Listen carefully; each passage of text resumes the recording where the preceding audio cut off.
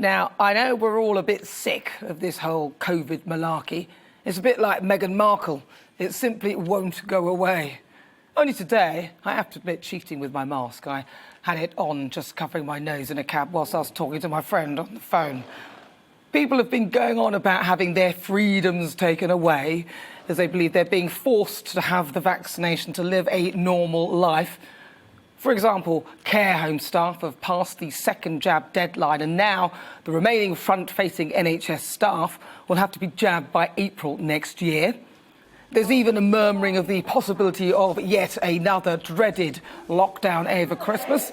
The suggestion is always that the vulnerable, many of whom religiously lock themselves away for the best part of a year, should be the ones who once again had their freedoms curtailed, whilst the healthy go about their business.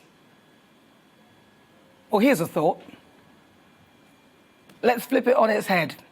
How about, if there is another lockdown, God help us, those who have been vaccinated or have the relevant COVID antibodies should be allowed to go about their business, and the unvaccinated and those without antibodies be the ones who are locked down.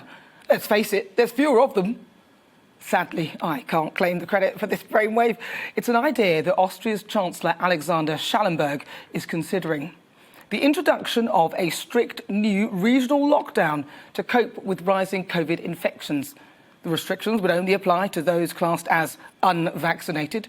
Currently, cases are rising at the rate 3 times higher than that of Germany next door, and the Chancellor, who holds the purse strings, is clearly having a flashback to previous lockdowns and doesn't fancy the toll it took on the public finances.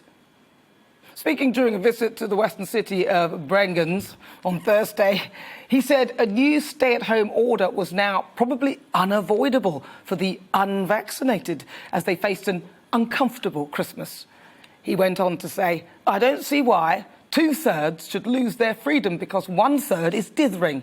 For me, it's clear that there should be no lockdown for the vaccinated out of solidarity for the unvaccinated."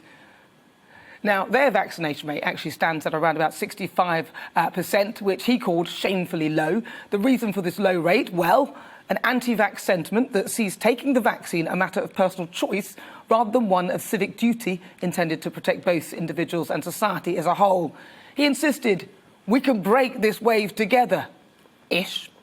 So if there is another lockdown in this country, which given our current COVID infection rate and the fact that we're heading into the flu season isn't inconceivable, should only those who are classed as unvaccinated face a lockdown? Is getting vaccinated a matter of personal choice or a civic duty? What do you think?